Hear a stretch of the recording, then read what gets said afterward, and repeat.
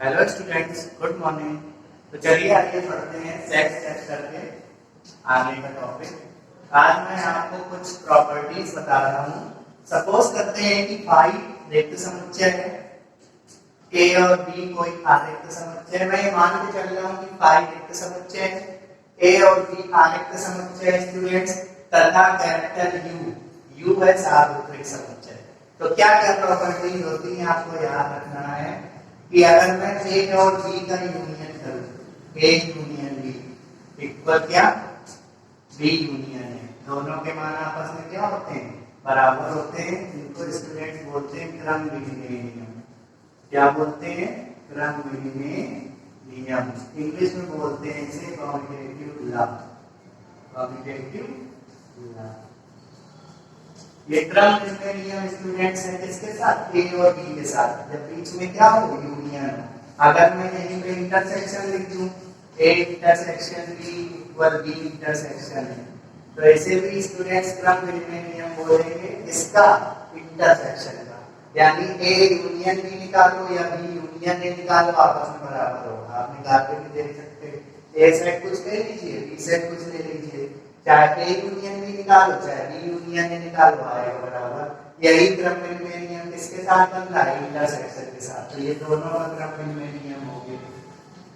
अगर मैं स्टूडेंट्स ए का यूनियन ए के साथ निकालूं तो आएगा क्या? ए आएगा। ए का यूनियन ए के साथ निकालूं ए आएगा, और अगर ए का इंटरसेक्शन ए के साथ निकालूं तो भी ए आएगा। यानी किसी सेट का यूनियन उसी सेट के साथ निकालेंगे तो वापस वही सेट मिलेगा, किसी सेट का इंटरसेक्शन उसी सेट के साथ स्वयं निकालेंगे तो वापस वही सेट मिलेगा। स्टूडेंट्स इनको बोलते हैं वर्ग समीकरण, आइडेम्पोटेंट लॉ। आइडेम्पोटेंट लॉ ये वर्ग समीकरण है यूनियन के साथ, ये वर्ग समीकरण है इंटरसेक्शन के साथ। स्टूडेंट्स ध्यान दीजिए, अगर मैं फाइव का यूनियन निकालूं ए के साथ, यानी रिक्त समुच्चय का यूनियन निकालूं ए के साथ, या ए का यूनियन निकालूं रिक्त समुच्चय के साथ, तो आता क्या है? ए। अब यही इंटरसेक्शन के साथ, फाइव का इंटरसेक्शन ए के साथ निकालूं या ए का इंटरसेक्शन फाइव के साथ निकालूं तो आएगा क्या? फाइव। इन्हें बोलते हैं स्टूडेंट्स, हम लोग बोलते हैं आइडेंटिटी लॉ। आइडेंटिटी लॉ इन्हें बोलते हैं तत्समक नियम। तत्समक नियम बोलते हैं स्टूडेंट्स। और भी होते हैं तत्समक नियम में। अगर मैं एस का मतलब सॉरी इसमें यूनिवर्स होता है कैपिटल यू ले रहे हैं, अगर मैं कैपिटल यू का यूनियन ए के साथ निकालूं या ए का यूनियन कैपिटल यू के साथ निकालूं स्टूडेंट्स तो आएगा कैपिटल यू। इसे भी हम तत्समक नियम ही बोलते हैं इन चारों को। अगला क्या होगा स्टूडेंट्स? अगर मैं u का इंटरसेक्शन a के साथ निकालूं या a का इंटरसेक्शन u के साथ निकालूं तो स्टूडेंट्स आएगा a। इन चारों को हम लोग तत्समक नियम बोलते हैं। ये दोनों तत्समक नियम है यूनियन के, ये दोनों तत्समक नियम है इंटरसेक्शन के। तत्समक नियम है। अब आपको और ध्यान देना है, अगर मैं तीन सेट ले लूं ए बी और सी, तो अगर मैं A union B union C निकालूं, लेकिन बी यूनियन सी में हमने ब्रैकेट लगा दिया, अगर मैं ऐसे निकालूं ए यूनियन ब्रैकेट में बी यूनियन सी, तो इसको मैं लिख सकता हूं ए यूनियन बी ब्रैकेट और यूनियन सी। आप एग्जांपल लेके चेक कर सकते हैं। इसे हम लोग बोलते हैं साइचर नियम, एसोसिएटिव लॉ। एसोसिएटिव लॉ साइचर नियम में तीन सेट होते हैं, जैसे आपने पीछे चैप्टर में पढ़े होंगे कभी छोटी क्लासेस में साइचर नियम, क्रम विनिमय नियम, तो उसमें तीन संख्याएं होती थी साइचर नियम में, क्रम विनिमय नियम में दो संख्याएं होती थी। तो इसमें तीन सेट लेके चल रहे हैं। जैसे हम बोल रहे हैं कौन सा नियम स्टूडेंट्स? साइचर नियम, इसका यूनियन का। अगर मैं इसी में इंटरसेक्शन कर दूं सब जगह तो A intersection B intersection C equal क्या होगा? A intersection B bracket intersection C. इसे हम बोलेंगे साइचर नियम किसका? इंटरसेक्शन का। अब ये ध्यान रखना है वितरण नियम या बंटन नियम। ये इंपॉर्टेंट है, इसकी मैं प्रोबेबिलिटी बताऊंगा अभी। तो इसके दो नियम होते हैं।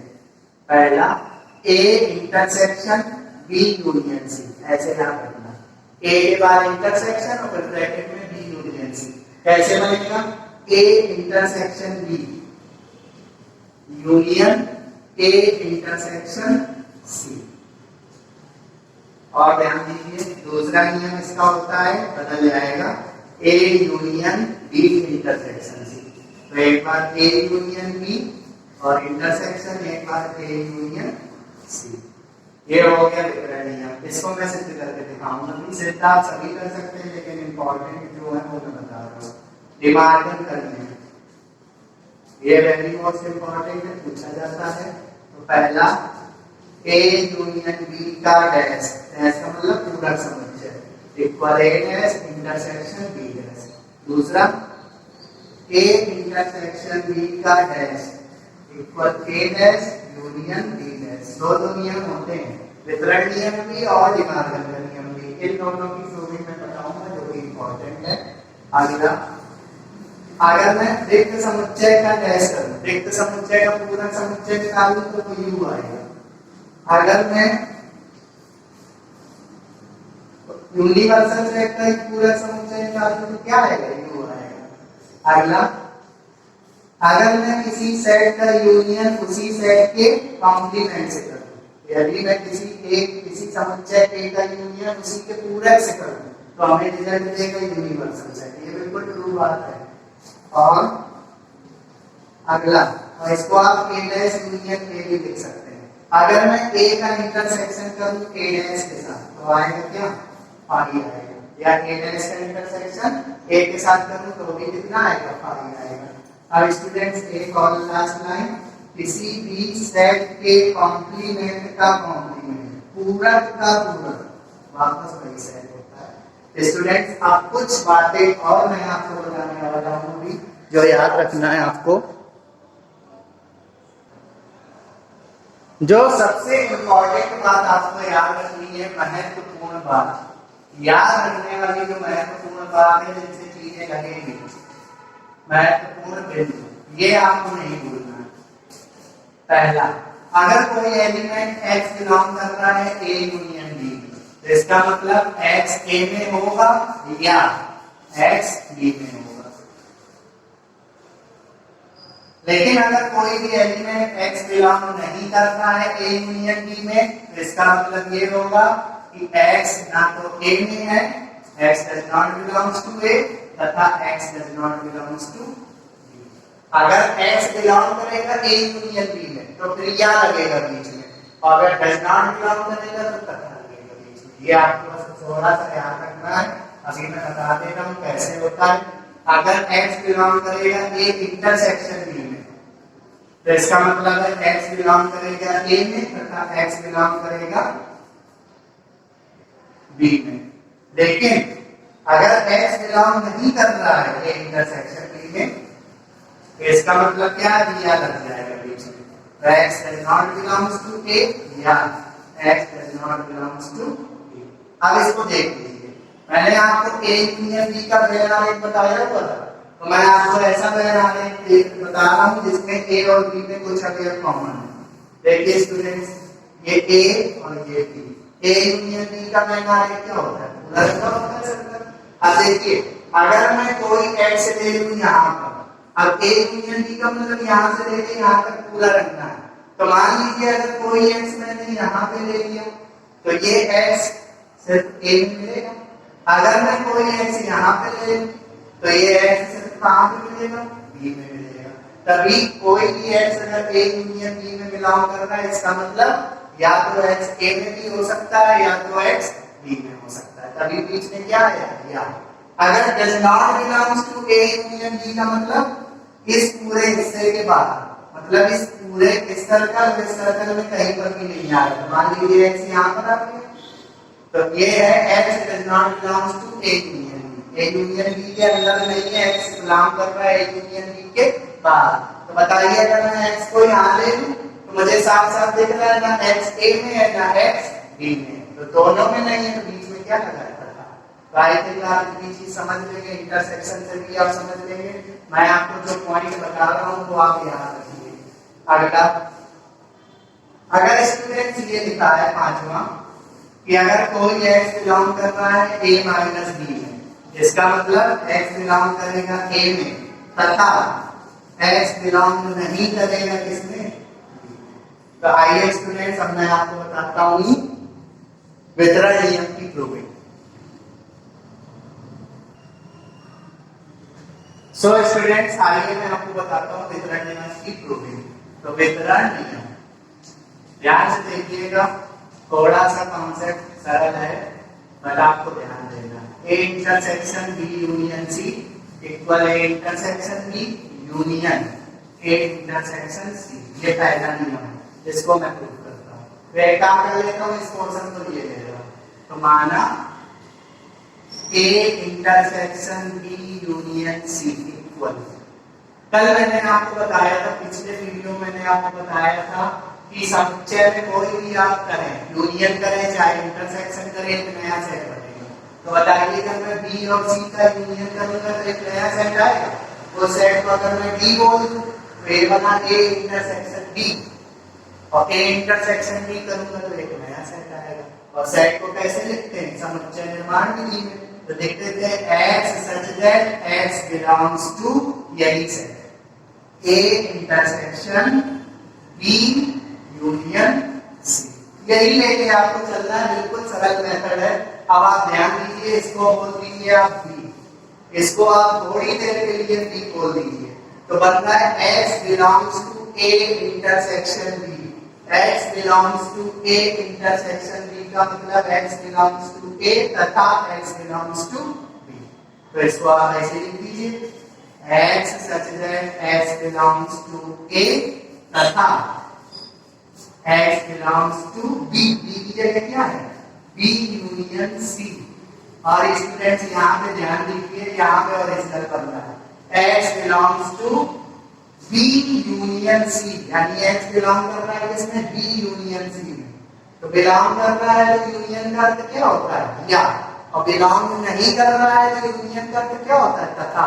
तो इसको मैं दो भागों में लिखूंगा, कैसे, x such that x belongs to a तथा, इसको कैसे लिखूंगा, बिलोंग कर रहा है तो लिखूंगा x belongs to b या x belongs to c। I think समझ गए होंगे।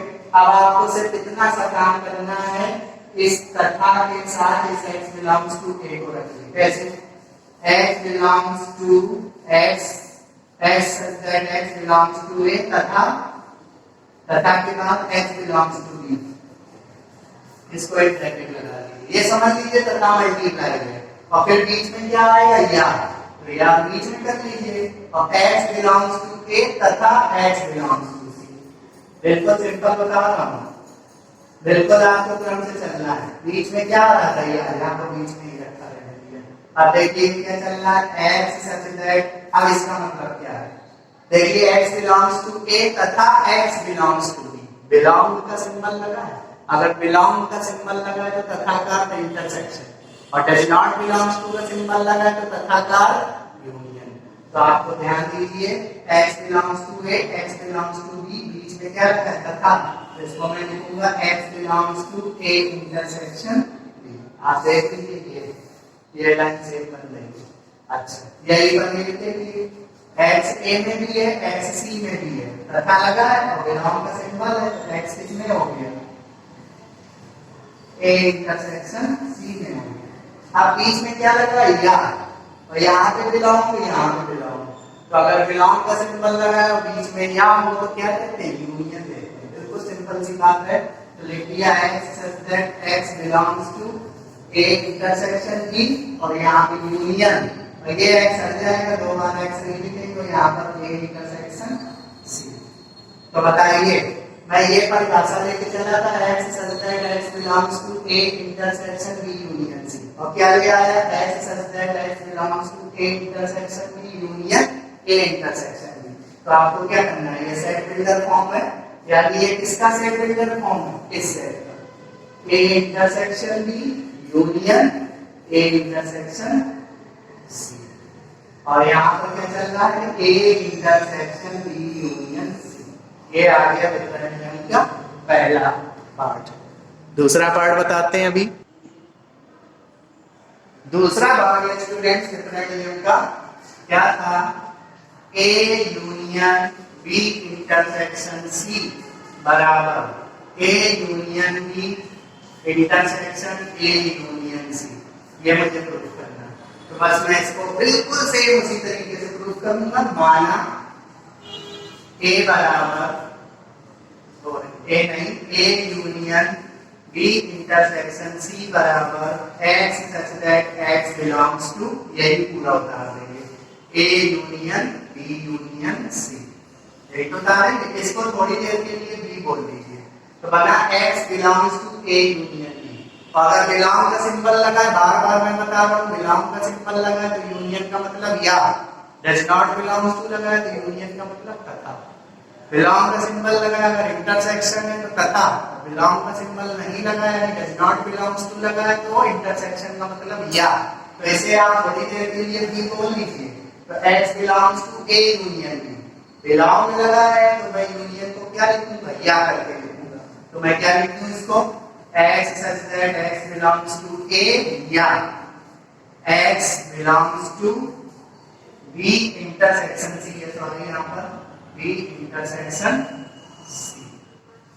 अब स्टूडेंट्स ध्यान से देखिए इसमें, x such that x belongs to A, या अब ये ओरिजिनल आ गया। एक्स बिलोंग कर रहा है बी इंटरसेक्शन सी।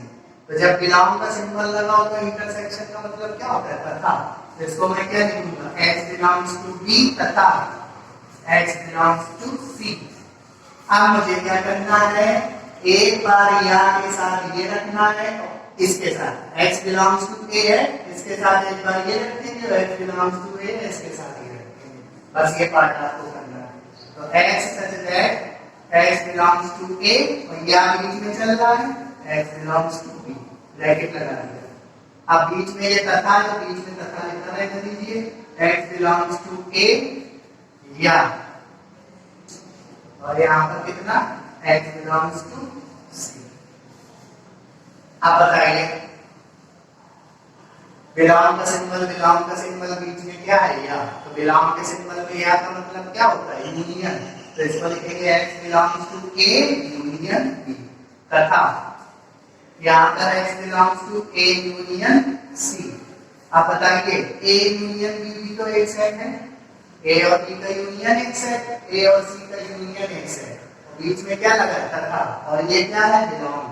तो बिलोंग का सिंबल लगा है और तथा आ गया, तो इसका मतलब क्या है, इंटरसेक्शन। तो इसको मैं एक बार कैसे लिखूंगा, x such that x belongs to a union b intersection a union c। और यहाँ पर स्टूडेंट चल रहा है a union b intersection c, a union b intersection c। और ये देखिए सेट बिल्डर फॉर्म आ गया इसके जैसा। तो आप ये हटा दीजिए तो सर क्या बचा, A union B intersection A union C. ये वितरण नियम का दूसरा पार्ट में स्टूडेंट्स प्रूव हो गया।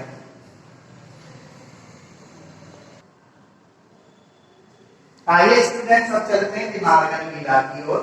लेकिन दिमागन के नियम से पहले आप ये चीज समझ लीजिए कि अगर कोई एलिमेंट x बिलोंग करता है a में, तो इसका मतलब x बिलोंग नहीं करेगा a डैश में।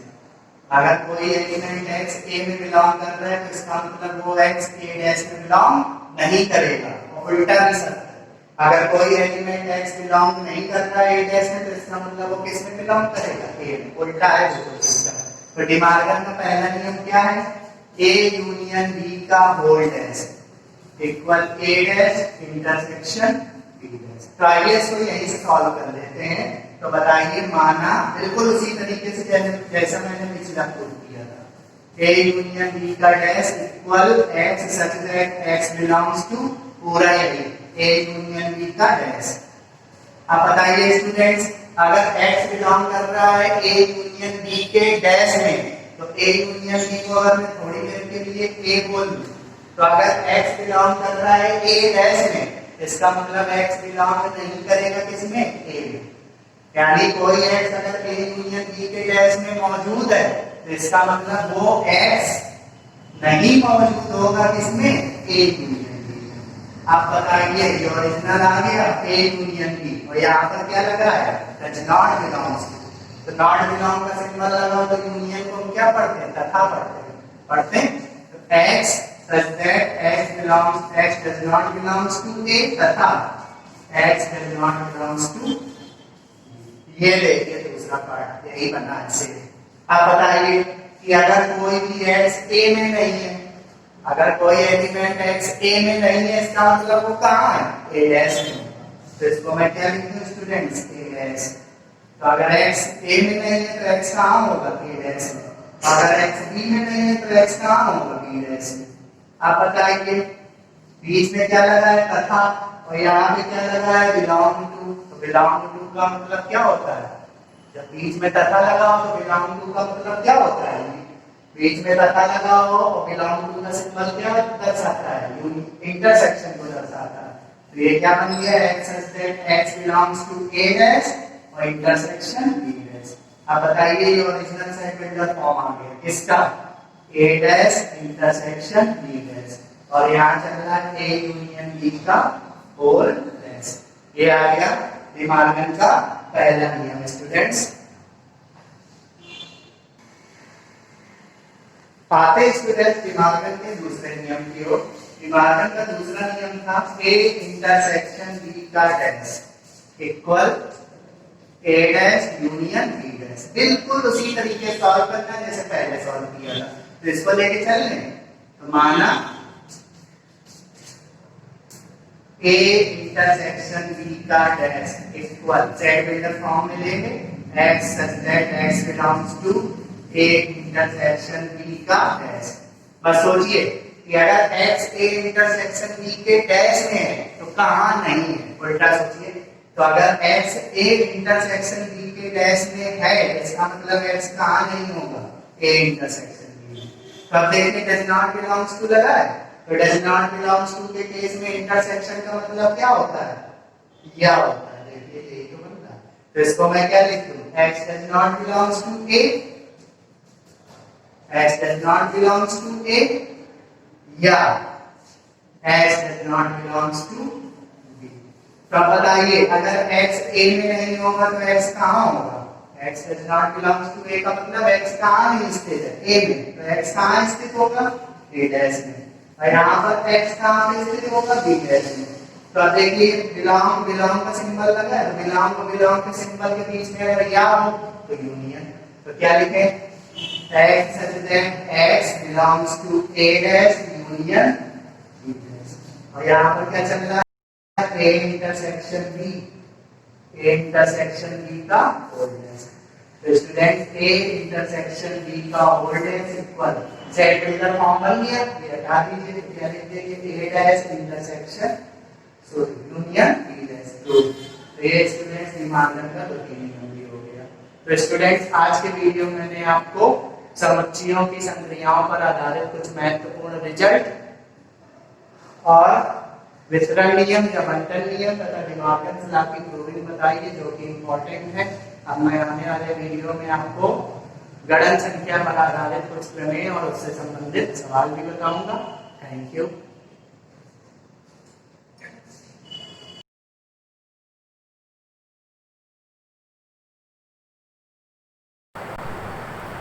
Welcome student, welcome to another video tutorial from Shivaji Group of Institution. Today I am going to explain some biologists related to the biology. These are very important, and in the previous lecture I also told some scientists. Now here the first is René Destrocher. René Destrocher is one of the most important scientists related to the living organisms is made up of cell. He says that the living organisms is made up of cell. He also participate and gives some mechanism of respiration and photosynthesis. रेनी डेस्ट्रोचर ने living organisms में ये बताया कि जो living organisms होते हैं वो कोशिकाओं के बने होते हैं, सेल के बने होते हैं। और इसके साथ साथ इन्होंने रेस्पिरेशन अर्थात श्वसन में कुछ मैकेनिज्म की खोज की थी। उसके साथ इन्होंने अपना रोल, इनका रोल जो है वो फोटोसिंथेसिस की प्रोसेस में भी इनका कुछ रोल आता है। तो याद रखिएगा रेनी डेट्रोचिट इन्होंने सबसे पहले क्या किया था, इन्होंने बताया कि लिविंग ऑर्गेनिज्म जो है वो किसके बने हैं, कोशिकाओं के बने होते हैं। देखिए यहाँ ध्यान रखिएगा, रॉबर्ट हुक ने सबसे पहले सेल को देखा था, ठीक है, लेकिन रेनी डेट्रोचिट ने एक्चुअली में इन्होंने सबसे पहले ये बताया था कि जो लिविंग ऑर्गेनिज्म होते हैं किसके बने होते हैं, सेल के बने होते हैं। इसके बाद नेक्स्ट बायोलॉजिस्ट है रॉबर्ट ब्राउन। इसके बारे में तो आप लोग अच्छी तरीके से जानते होंगे कि रॉबर्ट ब्राउन ने न्यूक्लियस की खोज की थी 1831 में। 1831 में इन्होंने न्यूक्लियस की खोज की और न्यूक्लियस की खोज के साथ साथ इन्होंने ब्राउनियन मूवमेंट की भी खोज की थी। आपको पता है कि सेल के अंदर सेंटर में बीच में एक गोल संरचना पाई जाती है जिसे हम केंद्रक कहते हैं, इंग्लिश में उसे हम न्यूक्लियस कहते हैं, और उस न्यूक्लियस के अंदर न्यूक्लियोलस पाई जाती है, केंद्रिका पाई जाती है।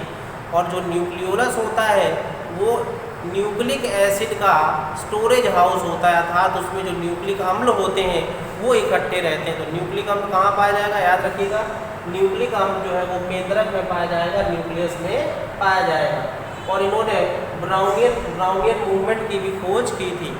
इन्होंने कोलाइडियल सोल्यूशन में देखा कि कोलाइडियल सोल्यूशन में कुछ पार्टिकल्स जो होते हैं वो जिग जैग मोशन करते हैं, और ऐसे मोशन को उन्होंने ब्राउनियन मूवमेंट नाम दिया था। तो याद रखिएगा। उसके बाद थर्ड बायोलॉजिस्ट आते हैं Karl Ernst von Baer. Karl Ernst von Baer, father of modern embryology, ये बहुत ज़्यादा इंपॉर्टेंट है। फादर ऑफ मॉडर्न एम्ब्रियोलॉजी कौन है, Karl Ernst von Baer. Karl Ernst von Baer जिसको हम फादर ऑफ मॉडर्न एम्ब्रियोलॉजी कहते हैं। एम्ब्रियोलॉजी का मतलब ये होता है the study of embryo is known as embryology. भ्रूण का अध्ययन करना क्या कहलाता है, एम्ब्रियोलॉजी कहलाता है। इसके बाद नेक्स्ट साइंटिस्ट आते हैं एच मिल्नी एडवर्ड ने डिवीजन ऑफ लेबर की खोज की थी, श्रम विभाजन की खोज की थी इन्होंने। डिवीजन ऑफ लेबर क्या होता है, ये देखिए, सबसे पहले डिवीजन ऑफ लेबर की खोज किसने की थी, एडवर्ड ने की थी। एच मिल्नी एडवर्ड ने की थी डिवीजन ऑफ लेबर की, इसे हिंदी में हम श्रम विभाजन कहते हैं, ठीक है। और ये होता क्या है, डिवीजन ऑफ लेबर क्या होता है, देखिए, जो एक कोष के जंतु होते हैं, जो यूनिसेलुलर ऑर्गेनिम्स होते हैं, उन यूनिसेलुलर ऑर्गेनिम्स में सारी जो क्रियाएं होती हैं, जितनी भी वाइटल एक्टिविटीज़ होती हैं, जितनी भी जैविक क्रियाएं होती हैं, वो सारी एक सेल के अंदर कंप्लीट होती हैं, ठीक है। ये बात तो पता होगी आपको। दूसरी बात, जो मल्टीसेलुलर ऑर्गेनिम्स होते हैं, मल्टीसेलुलर ऑर्गेनिम्स कैसे बने होते हैं, वो एक से ज़्यादा कोशिकाओं के बने होते हैं, एक से ज़्यादा सेल के बने होते हैं, और हर सेल का अपना अलग अलग फंक्शन होता है, ठीक है। तो सबसे पहले यूनिसेलुलर ऑर्गेनिम्स बने। यूनिसेलुलर ऑर्गेनिम्स में क्या था कि एक कोशिका के अंदर सारी वाइटल एक्टिविटीज़ होती थी, जिसके कारण जो कोशिका थी उस पर बहुत ज़्यादा लोड पड़ता था, और लोड पड़ने की वजह से काम का बहुत ज़्यादा लोड पड़ता था, और उसकी लाइफ बहुत कम हुआ करती थी। इसलिए यूनिसेलुलर ऑर्गेनिम्स से जब मल्टीसेलुलर ऑर्गेनिम्स बने तो उन्होंने क्या किया, प्रत्येक सेल ने अपना अलग अलग कार्य करना स्टार्ट कर दिया। कहने का मतलब लीवर का अपना अलग कार्य होता है, हार्ट का अपना अलग वर्क होता है, आइज़ का अपना अलग वर्क होता है, ब्रेन का अपना अलग वर्क होता है। इसी को हम बोलते हैं डिवीज़न ऑफ लेबर। अर्थात कहने का मतलब है हमने जितनी भी वाइटल एक्टिविटीज़ थी उनको क्या कर दिया, अलग अलग सेल को, उनका काम जो था अलग अलग सेल को बांट दिया। इसी को हम बोलेंगे श्रम विभाजन, ठीक है। तो श्रम विभाजन की खोज किसने की थी, एडवर्ड ने की थी, याद रखिएगा। नेक्स्ट साइंटिस्ट है रिचर्ड ओवन। ये बहुत ज़्यादा इंपॉर्टेंट साइंटिस्ट है। रिचर्ड ओवन ने प्रिंसिपल दिए थे होमोलॉगी और एनालॉगी के लिए, ठीक है। समरूप और समजात अंगों के सापेक्ष में इन्होंने अपने क्या दिए थे, सिद्धांत दिए थे। इसलिए रिचर्ड ओवन को ध्यान रखिएगा, इन्होंने होमोलोगस और एनालॉगस अंगों के बारे में बताया था। होमोलोगस ऑर्गन्स क्या होते हैं, ऐसे अंग जिनकी उत्पत्ति तो एक जैसी होती है परंतु उनके कार्य अलग अलग होते हैं या कभी कभी समान होते हैं, ऐसे अंगों को हम होमोलोगस अंग कहते हैं। और एनालॉगस क्या होते हैं, इसका उल्टा कर दीजिए, ऐसे अंग जिनकी उत्पत्ति अलग अलग होती है बट कार्य एक जैसे होते हैं, ऐसे अंगों को हम एनालॉगी अंग कहते हैं, ठीक है। तो होमोलोगस और एनालॉगस सिद्धांत किसने दिए थे, रिचर्ड ओवन ने दिए थे। अब बात करते हैं स्लाइडेन एंड स्वान की। ये बहुत ज़्यादा इंपॉर्टेंट है। इन्होंने 1831 में सेल थ्योरी दिया था। क्या दिया था? Cell theory. ठीक है, ये बहुत ज़्यादा पूछे जाते हैं। दो साइंटिस्ट थे, स्लाइडेन एंड स्वान। ठीक है, याद रखिएगा। यहाँ पर एक चीज़ और पूछी जाती है, स्लाइडेन जो है वो जूलॉजिस्ट थे या बॉटनिस्ट थे, और स्वान जूलॉजिस्ट थे या बॉटनिस्ट थे। तो उसको कैसे देखिए पता करेंगे। स्वान माने होता है हंस। स्वान माने क्या होता है? हंस। और हंस क्या? एक जीव है, एक जंतु, एक एनिमल है। तो यानी कि ये जूलॉजिस्ट थे और स्लाइडेन क्या थे? बॉटनिस्ट थे। तो स्लाइडेन क्या थे? बॉटनिस्ट थे। और स्वान क्या थे? जूलॉजिस्ट थे। इन दोनों ने अपने अलग अलग परिकल्पनाएं प्रस्तुत की, और फिर जब दोनों ने एक साथ अपनी परिकल्पनाएं मिलाई तो इन्होंने सेल थ्योरी बना दी। क्या बना दी भाई? Cell theory.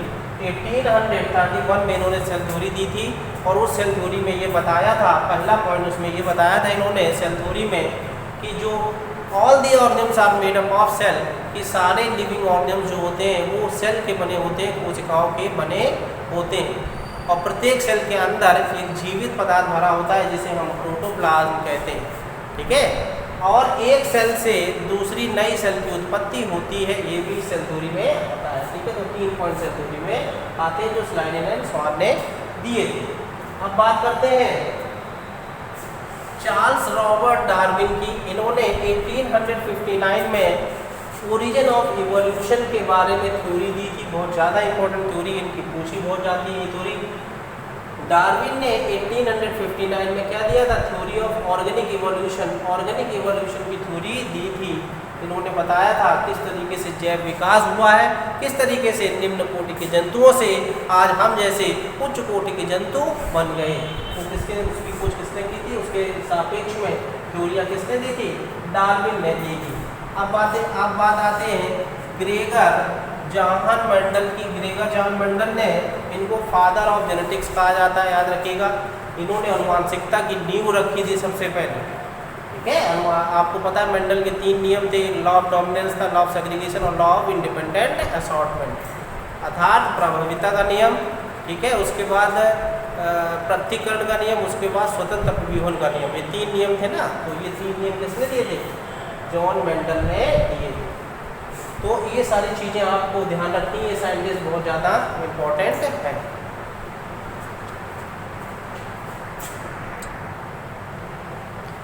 चलिए अब बात करते हैं special branch of biology related to the plant. Biology से रिलेटेड कुछ ब्रांचेस जो केवल प्लांट से ही रिलेटेड हैं, यानी कि बॉटनी से रिलेटेड है, ये बात को ध्यान रखिएगा। सबसे पहले आता है कि वह ब्रांच, पहली ब्रांच आती है ऑलरी कल्चर की। इसकी आती है ऑलरी कल्चर, OLERICULTURE, ऑलरी कल्चर। इस ब्रांच के अंतर्गत क्या किया जाता है? इस ब्रांच के अंतर्गत we have to study the vegetable yielding plant, यानी कि जिन ऐसे प्लांट को अध्ययन किया जाता है ऑलरी कल्चर के अंदर।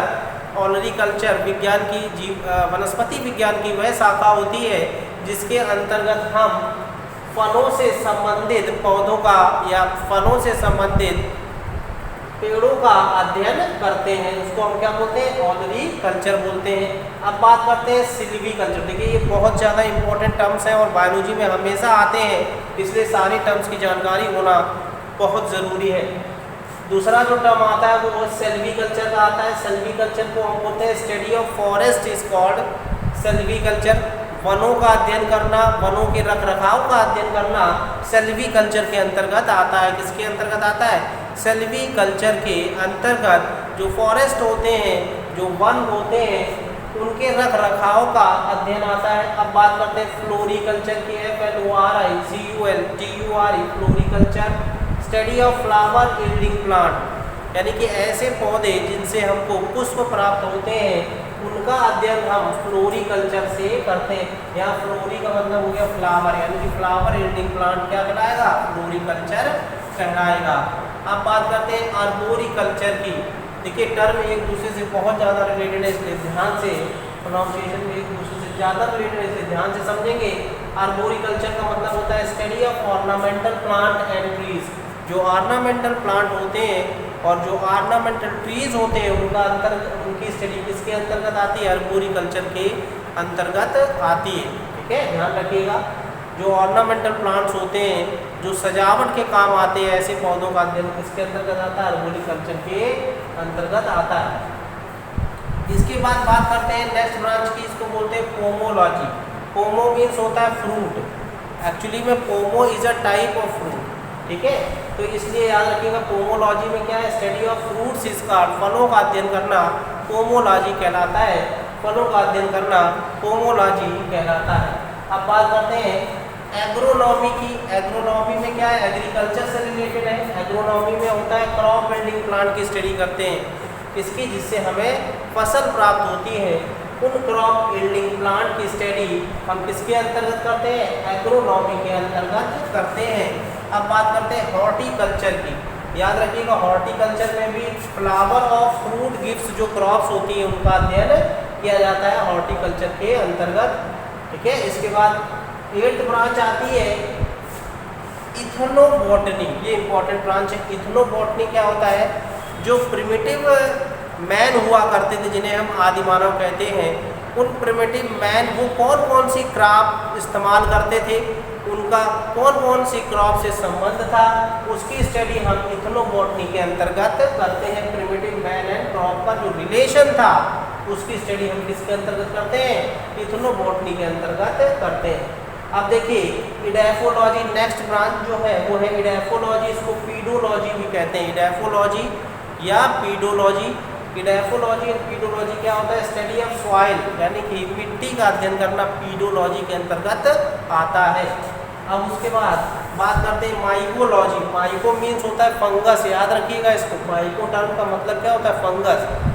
Study of fungus is known as mycology. Algology क्या है? एल्गो मीन्स होता है अलगा। Study of alga is known as algology. शैवालों का अध्ययन करना एल्गोलॉजी या फाइकोलॉजी कहलाता है। और कवक अर्थात फंगस का अध्ययन करना माइकोलॉजी कहलाता है। ब्रायोलॉजी क्या होता है? ब्रायोफाइट्स का अध्ययन करना। ब्रायोफाइटा क्या थे? ब्रायोफाइटा लोअर प्लांट थे, सबसे पहले प्लांट जो थे उनको हमने ब्रायोफाइटा कहा था, उनका अध्ययन करना ब्रायोलॉजी के अंतर्गत आता है। इसके बाद हम बात करते हैं टेरिडोलॉजी की। टेरिडोलॉजी में टेरिडोफाइट्स का अध्ययन किया जाता है, ठीक है। किसका अध्ययन किया जाता है? टेरिडोफाइट्स। टेरिडोफाइट्स इनसे ज़्यादा विकसित, ब्रायोफाइटा से ज़्यादा विकसित प्लांट थे। ये फर्स्ट लैंड प्लांट थे, भूमि पर सबसे पहले आए थे। तो इनका अध्ययन करना किसके अंतर्गत आता है? टेरिडोलॉजी के अंतर्गत आता है। So student, this is all over today and these are very important topics related to the botany. So understand and listen carefully, watch the video and learn properly this topic. Thank you.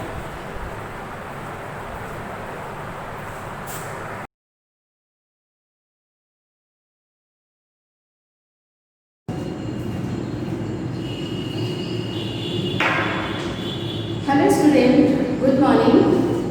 कक्षा 11 विषय सामान्य हिंदी के अंतर्गत बच्चों, मैंने अपने पूर्व के वीडियो में आपको कबीरदास द्वारा रचित साखी एवं पदावली शीर्षक के अंतर्गत आए छंदों की व्याख्या को पढ़ाया था। साथ ही मैंने बच्चों आपको यह भी बताया था कि परीक्षा के दौरान पद्यांश पर आधारित प्रश्नोत्तर आपसे पूछे जाते हैं, जिसकी निर्धारित अंक 10 आपको मिलते हैं। तो आज इस वीडियो में मैं आपको पद्यांश पर आधारित प्रश्नोत्तर कैसे सॉल्व करने चाहिए यह बताऊंगा। तो बच्चों, सबसे पहले मैंने एक उदाहरण यहाँ पर लिया है, उसके प्रश्नों को मैंने यहाँ पर नोट किया है और उसके उत्तरों को मैं इस जगह लिखूंगी। तो आप सभी बच्चे बड़े ध्यान से इस वीडियो को देखेंगे और मेरे द्वारा पद्यांश पर आधारित जो प्रश्नों के उत्तर दिए गए हैं उन्हें सुनिए। तो सबसे पहले बच्चों, एक साखी मतलब दोहा मैंने यहाँ लिख रखा है। दोहा इस प्रकार है: जब मैं था तब हरि नहीं, अब हरि है मैं नान, सब अंधियारा मिट गया, जब दीपक देखा मान। बच्चों, इस दोहे की व्याख्या करते हुए मैंने आपको बताया था कि कबीरदास जी कहते हैं कि जब मैं था तब हरि नहीं। मैं माने होता अहंकार, कि जब मेरे अंदर अहंकार था तब मुझे, हरि माने होता है ईश्वर, तब मुझे ईश्वर या परमात्मा की प्राप्ति नहीं हुई थी।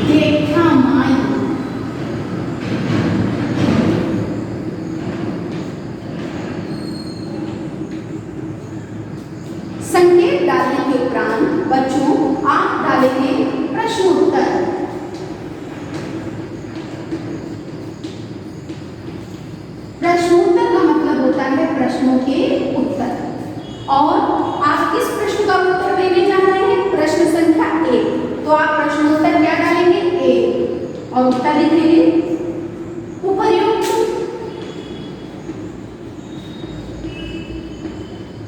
उपर्युक्त पद्यांश का शीर्षक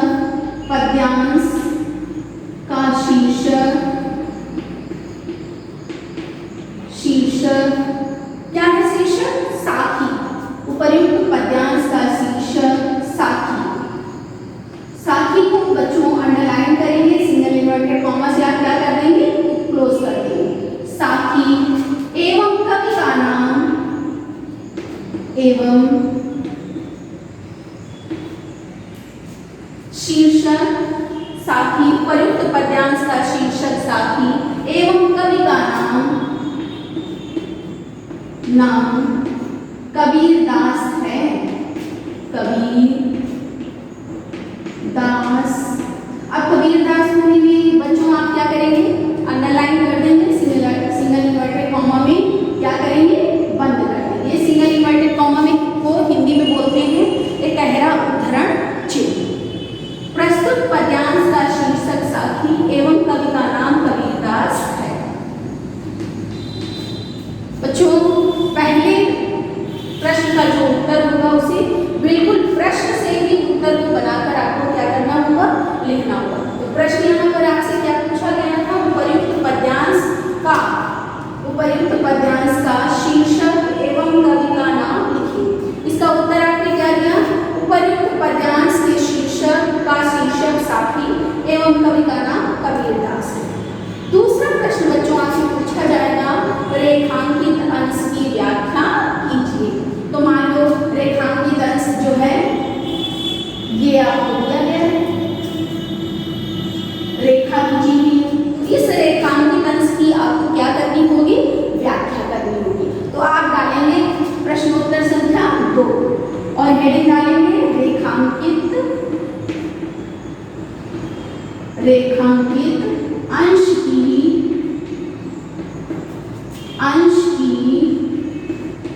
व्याख्या।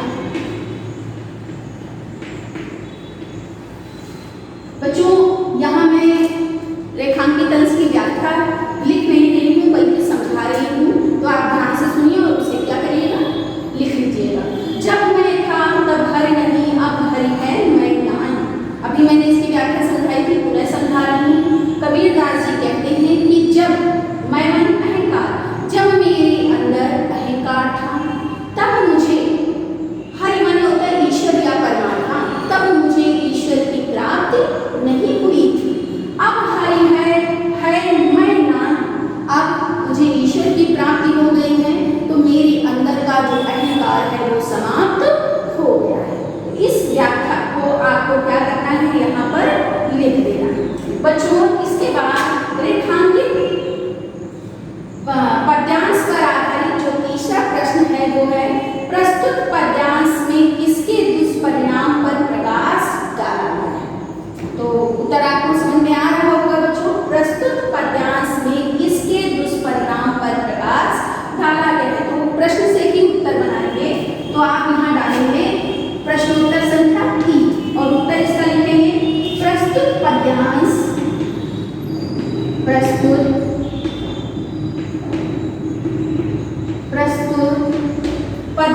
में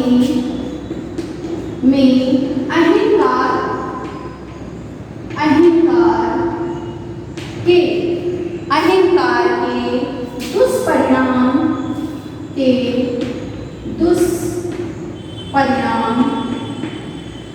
दुष्परिणाम पर प्रकाश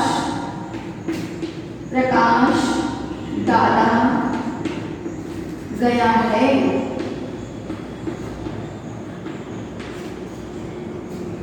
बच्चों आया समझ में? इसके बाद बच्चों देखो पद्यांश पर आधारित चौथा प्रश्न है, कबीर के अनुसार मानव में जब तक अहंकार है तब तक किसकी प्राप्ति नहीं होती? तो इसका भी उत्तर बच्चों आपको आ रहा होगा।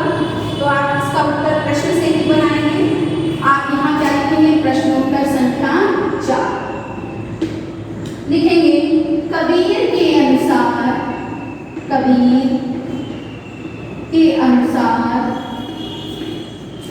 कबीर के अनुसार जब तक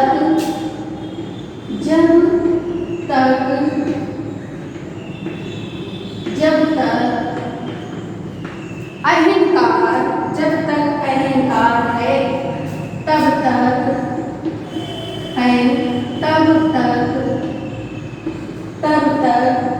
परमात्मा की प्राप्ति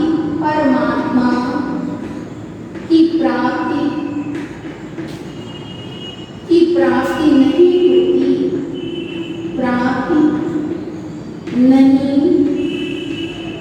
होती। बच्चों, चौथा प्रश्न मैंने आपको क्या बताया था? कबीर के अनुसार मानव में जब तक अहंकार है तब तक इसकी प्राप्ति नहीं होती। तो इसका उत्तर लिखेंगे कबीर के अनुसार मानव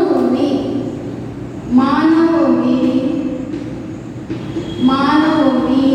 जब तक अहंकार है तब तक परमात्मा की प्राप्ति नहीं होती। बच्चों, पद्यांश पर आधारित पांचवा प्रश्न होता है ज्ञान रूपी दीपक प्रज्वलित होने पर, ज्ञान रूपी दीपक के, यहाँ पर के लिख लीजिएगा, ज्ञान रूपी दीपक के प्रज्वलित होने पर कवि को क्या प्राप्त होता है? प्रश्न क्या बताया मैंने आपको? ज्ञान रूपी दीपक के प्रज्वलित होने पर कवि को क्या प्राप्त होता है?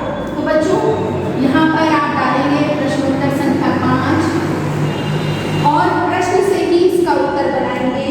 लिखेंगे ज्ञान रूपी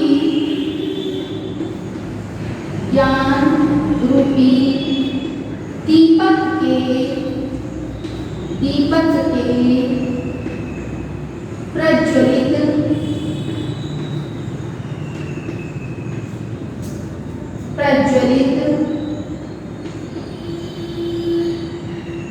प्रज्वलित होने पर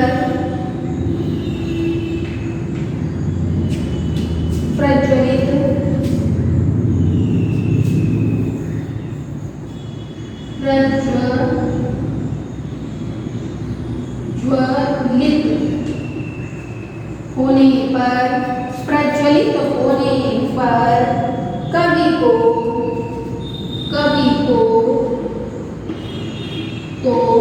परमात्मा का दर्शन प्राप्त होता है। परमात्मा का दर्शन प्राप्त होता है।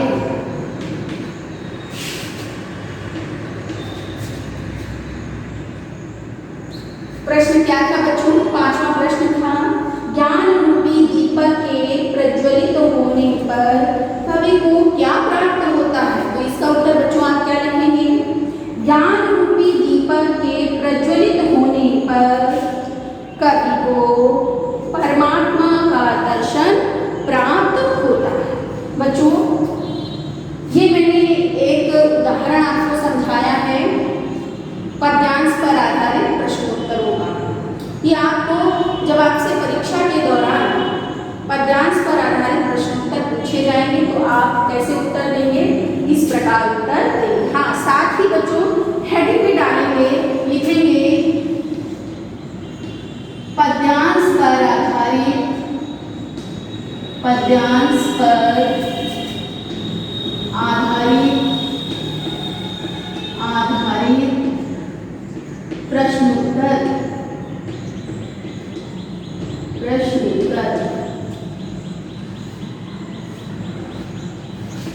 तो मुझे आशा है बच्चों कि मैंने जो कुछ आपको समझाया समझ में आ गया होगा। इसे आप अपनी HWT कॉपी पे लिख भी लीजिएगा। साथ ही बच्चों, आज मैं आपको एक गृह कार्य भी दे रही हूँ जिसे आपको अपनी कॉपी पर करना है। बच्चों, पदावली के अंतर्गत मैंने पद संख्या 5 की व्याख्या आपको पढ़ाई थी।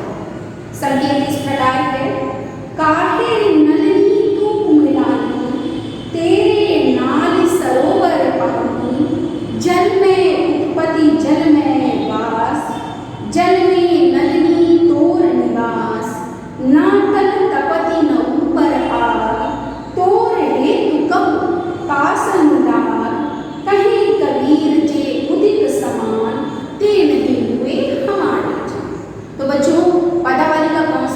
दे रही हैं पद संख्या 5। अब इस पर आधारित जो प्रश्नोत्तर हैं वो इस प्रकार हैं।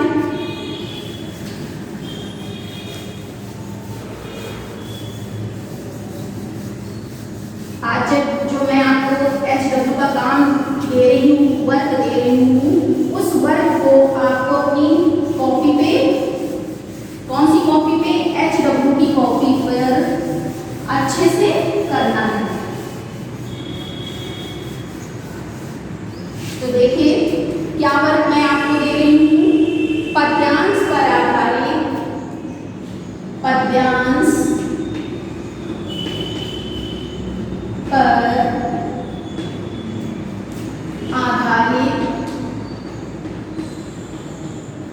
आधारित प्रश्न।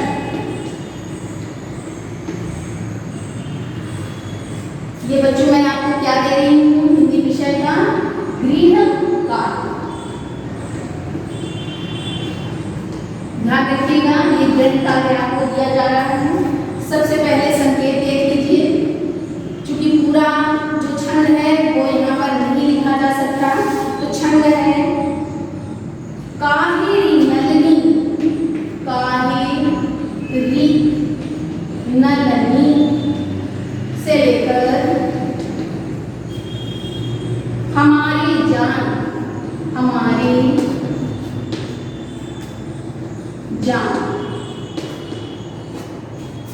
बच्चों इस पद्यांश पर आधारित पहला प्रश्न है, उपर्युक्त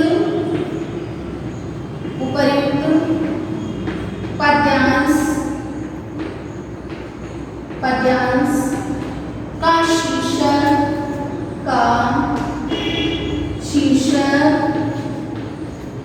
शीर्षक एवं कवि का नाम लिखिए। कवि का नाम लिखिए। बच्चों दूसरा प्रश्न है, रेखांकित अंश की व्याख्या कीजिए। रेखांकित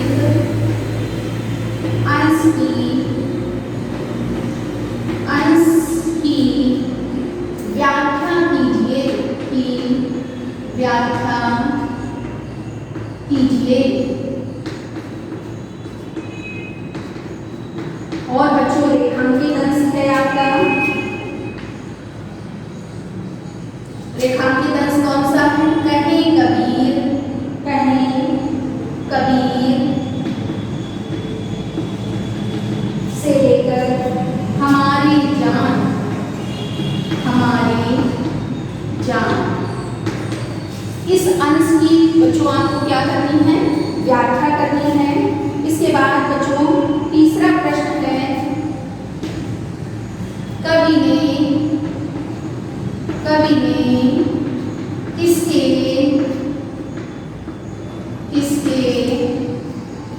माध्यम से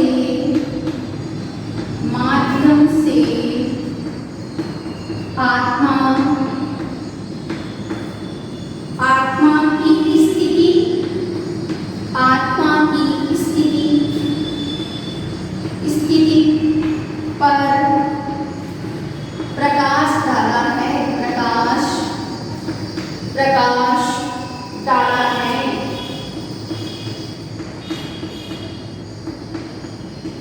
प्रश्न संख्या 4 है बच्चों, कवि ने किन दो पक्षों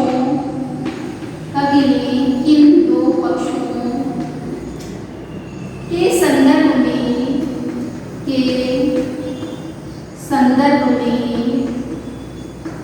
संदर्भ में अपने भाव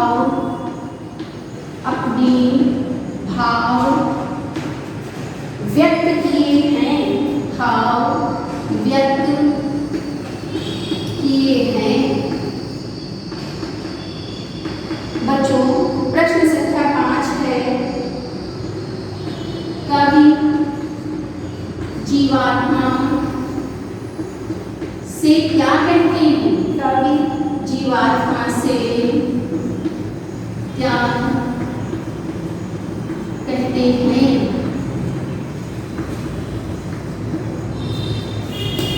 बच्चों, मैंने आज आपको गृह कार्य दिया है। पद्यांश पर आधारित प्रश्नोत्तर संकेत लिखा हुआ है। काहे रे नलिनी तू कुमिलानी तेरे नाल सरोवर पानी। इस पद्यांश पर आधारित पहला प्रश्न है। उपर्युक्त पद्यांश का शीर्षक एवं कवि का नाम लिखिए। दूसरा है रेखांकित अंश की व्याख्या कीजिए। रेखांकित अंश नीचे लिखा है मैंने। फिर तीसरा प्रश्न है, कवि ने किसके माध्यम से आत्मा की स्थिति पर प्रकाश डाला है। इसके बाद बच्चों चौथा प्रश्न आता है। चौथा प्रश्न इस प्रकार है, कवि ने किन पक्षों के संदर्भ में अपने भाव व्यक्त किए हैं। इसके उपरांत बच्चों पांचवा प्रश्न है, कवि जीवात्मा से क्या कहता है या क्या कहते हैं।